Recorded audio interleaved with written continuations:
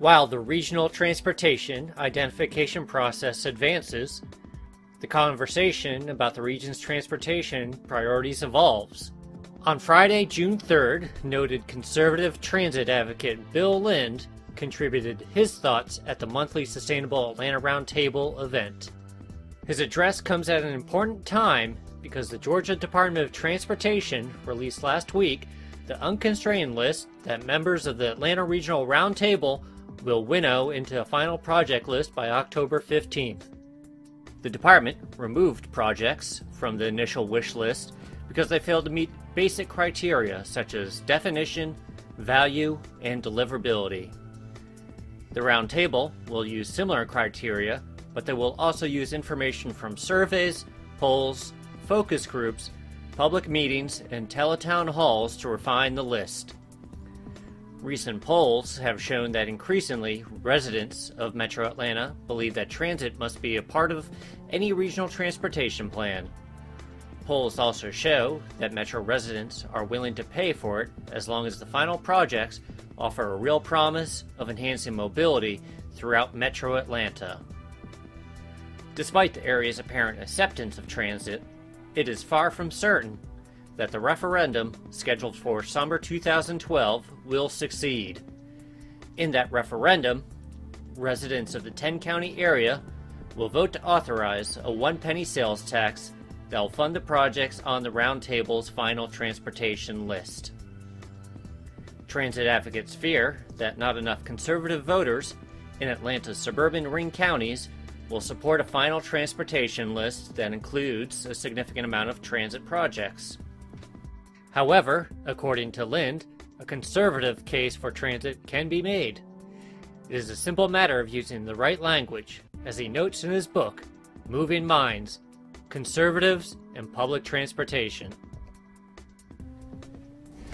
If you don't get some conservative votes, your referendum is going to fail.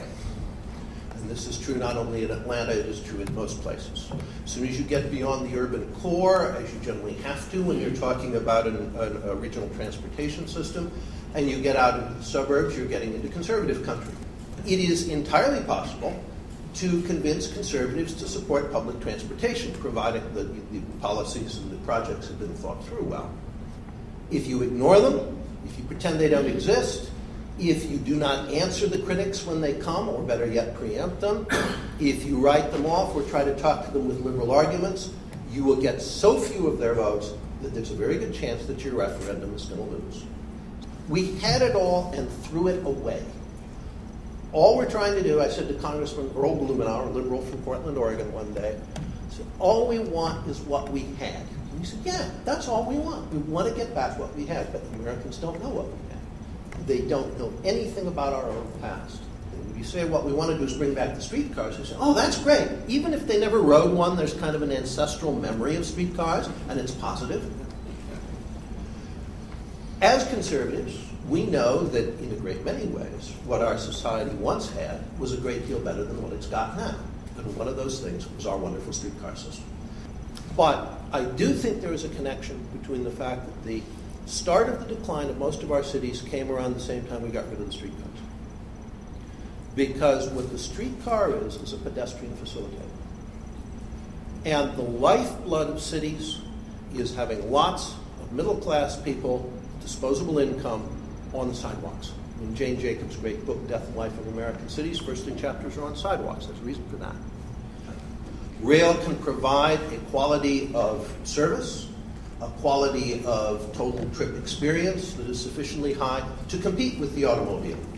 If you look at the people who ride Metro, something we do look at in our book, Chicago's excellent commuter rail system that should probably be a model for what you try to do here, you will find that it is overwhelmingly people whose demographics suggest they are conservatives. They are upper income, and they're going 60 miles an hour past all those Mercedes stuck in traffic going nowhere.